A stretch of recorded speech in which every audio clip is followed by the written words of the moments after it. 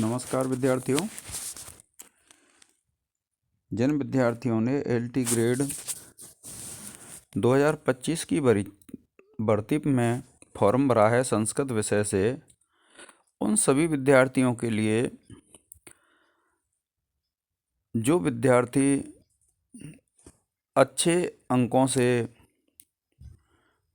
पास होंगे, जिन विद्यार्थियों ने अपने अच्छी तरह से जो प्री परीक्षा है, प्रथम जो परीक्षा है उसमें क्वेश्चन किए हैं, उन विद्यार्थियों के लिए आज एक महत्वपूर्ण विषय है कि उनको तैयारी किस प्रकार से करनी है।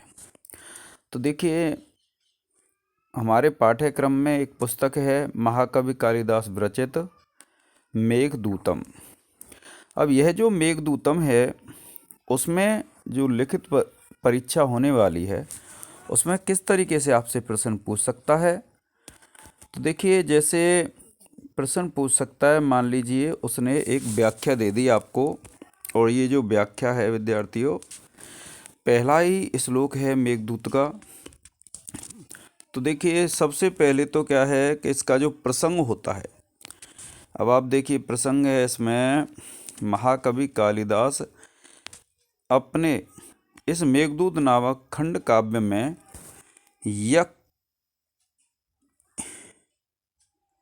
इस काव्य के नायक विरही यक्ष का परिचय देते हुए कहते हैं। तो हमें संदर्भ और प्रसंग के बारे में आपको पता है कि संदर्भ का तात्पर्य होता है कि जो कवि है और उसकी जो पुस्तक है, जैसे इसकी पुस्तक कौन सी है, मेघदूतम, और इसके जो कवि हैं महाकवि कालिदास। तो हम संदर्भ जब लिखेंगे तो हम लिखेंगे प्रस्तुत पद्य महाकवि कालिदास प्रणीत मेघदूत खंड काव्य से उद्धृत है। अब फिर उसके बाद आप प्रसंग लिखेंगे। अब प्रसंग आप लिखेंगे कि इस श्लोक में या इस पद्य में महाकवि कालिदास विरही यक्ष का वर्णन करते हुए कहते हैं कि, अब देखिए क्या कहते हैं कि कश्चित कांता विरह गुरुणा स्वाधिकारात् प्रमत्तः शापेनास्तं गमित महिमा वर्षभोग्येण भर्तुः यक्षश्चक्रे जनकतनया स्नान पुण्योदकेषु स्निग्ध छाया तरोसु बसतिं रामगिर्याश्रमेषु। तो देखिए, ये जो है आप जानते, कश्चित कांता विरह गुरुणा, कश्चित माने किसी, कांता विरह गुरुणा, कांता कहते हैं स्त्री को। तो कांता यानी जो पत्नी थी, उसकी जो स्त्री थी, यानी पत्नी के कांता विरह, विरह कहते हैं अलग होने से, गुरुणा माने बड़े, अर्थात अधिक वियोग के कारण, स्वाधिकारात् प्रमत्तः, स्वाधिकारात् कहते हैं अपने अधिकार से, स्वाधिकारात् यानी अपने अधिकार से, प्रमत्तः, प्रमत्त कहते हैं असावधान, अर्थात जो सावधान नहीं था, शापेन साप के द्वारा, अस्तम गमित महिमा, अस्तम कहते हैं समाप्ति को, गमित माने चली गई है, महिमा माने उसकी महिमा, महिमा से तात्पर्य है उस यक्ष की जो शक्तियां हैं साप के कारण समाप्त हो गई हैं, और वर्ष भोग्येण यानी एक वर्ष भोगने के लिए, भर्तुः स्वामी के, यानी स्वामी के, यक्षश्चक्रे, यक्ष माने यक्ष ने, चक्रे बनाया, जनक, जनक आप जानते हैं राजा जनक का वर्णन है जो रामायण में है, तनया कहते हैं पुत्री यानी सीता, अर्थात जनक तनया से क्या तात्पर्य है, जनक की पुत्री सीता, स्नान यानी उनके स्नान करने से, अर्थात सीता जी के स्नान करने से, पुण्योदकेषु जो पवित्र हो गए हैं, उदकेषु ऐसे जलों में, स्निग्ध छायासु स्निग्ध छाया वाले तरुसु तरुओं में, तरु कहते हैं वृक्षों को, वृक्षों में, वसतिम निवास स्थान को, वसतिम निवास स्थान, रामगिर्याश्रमेषु रामगिरी आश्रमों में। देखिए क्या कहते हैं, आप एक बार अन्वय देखेंगे। अन्वय हमको परीक्षा में नहीं लिखना है, लेकिन अन्वय के अनुसार हमें अर्थ करना है। क्या कहते हैं, स्वाधिकारात प्रमत्तः, यानी अपने अधिकार से जो असावधान था, कांता विरह गुरुणा, पत्नी के विरह से जो युक्त था, वर्ष भोग्येण, एक वर्ष भोगने के लिए, भर्तुः शापेन अस्तम गमित महिमा, स्वामी के शाप से जिसकी महिमा समाप्त हो गई थी, कश्चित यक्षः, ऐसे किसी यक्ष ने, जनक तनया पुण्योदकेषु, जनक तनया अर्थात सीता के स्नान से पुण्य जलों में, स्निग्ध छाया तरुसु, घनी छाया वाले वृक्षों में, रामगिरि आश्रमेषु, रामगिरी आश्रम में, वसतिम चक्रे, निवास बनाया।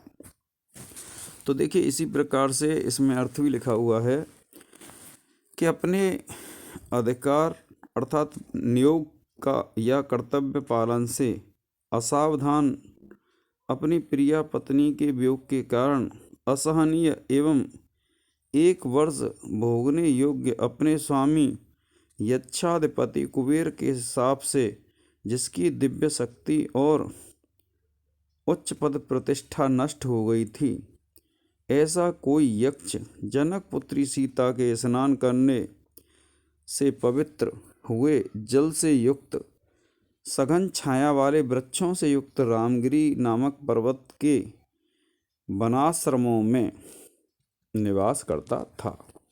तो इसमें क्या बताया है कि जो यक्ष है वह रामगिरी आश्रम पर निवास करता है। अब देखिए इसमें जब आप देखोगे तो यहाँ पर इसके समास दिए गए हैं, क्योंकि जब आप इसमें विशेष लिखेंगे और विशेष जब लिखेंगे तो देखिए विशेष में आपको लिखना है, आप सभी जानते हैं कि एक तो यह जो मंदाक्रांता छंद वाली एक रचना है, यानी एक छंद की जो रचना है वो कौन सी है, मेघदूतम। एक बिंदु तो यह हो जाएगा कि इस श्लोक में प्रवास रूप विप्रलम श्रृंगार है।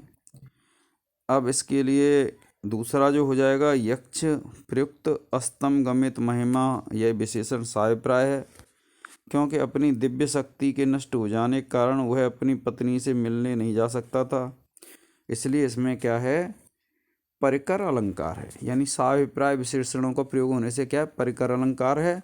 स्वाधिकारात प्रमत्तः में साप का कारण बताया गया है, इसलिए काव्य अलंकार है।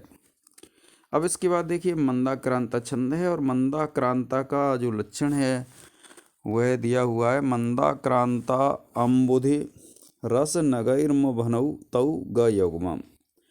तो इसमें आपको पता है मंदाक्रांता में मगण भगण नगण तगण तगण और 2 गुरु होते हैं और 17 वर्ण होते हैं, और जो यति है वह होती है, अम्बु कहते हैं समुद्र को, 4 रस कहते हैं, 6 रस होते हैं, और नग होते हैं 7, यानी 4, 6 और 7 पर इसमें यति होती है। तो इस प्रकार से इसका लक्षण है। अब देखिए ये है व्याकरण टिप्पणी। अब व्याकरण टिप्पणी में क्या देखिए, ये समास हैं, तो स्वस्य अधिकारः नियोगः, स्वाधिकार का क्या होगा, स्वस्य अधिकारात्, तस्मात् स्वाधिकारात् तत्पुरुष समास है। कांतायाः विरहेण गुरुस्तेन कांता गुरुणा, इसमें तत्पुरुष है। वर्ष भोग्येण, इसमें तत्पुरुष है। और देखिए अस्तंगमित महिमा, यस्य सह, इसमें बहुव्रीहि समास है विद्यार्थियों। अस्तंगमित महिमा में बहुव्रीहि है। जनकस्य तनयायाः स्नानय्य पुण्यानि उदकानि ये शांतेषु, इसमें भी जनक तनया स्नान पुण्योदकेषु, इसमें भी बहुव्रीहि समास है। और छाया प्रधानाः तरवः, छाया तरवः, ये मध्यम पद लोपित कर्मधारय समास है। स्निग्धाः छाया तरवः येषु तेषु, इसमें स्निग्ध छाया तरुषु में बहुव्रीहि है। और राम नाम को गिरिह, राम गिरिह, तस्य आश्रमाः तेषु रामगिरि आश्रमेषु, इसमें तत्पुरुष समास है। इसी प्रकार से जब आप व्याकरण देखेंगे तो व्याकरण देखिए अधिकार में अधि उपसर्ग क्रिया धातु और घय प्रत्यय है। इसके बाद और भी हैं इसमें, जैसे प्रमत्त में है प्र उपसर्ग है, मद धातु है और त प्रत्यय है। इसी प्रकार देखिए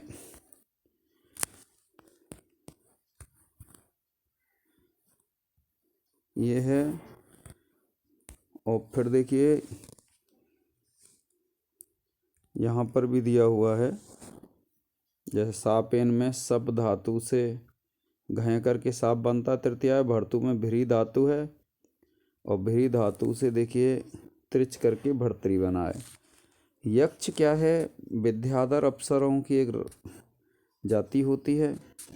अब देखिए महिमा है तो यहाँ आप देखेंगे महत जो शब्द है उससे इमनिच प्रत्यय है। तो इस प्रकार से व्याकरण टिप्पणी लिख देंगे, विशेष लिख देंगे।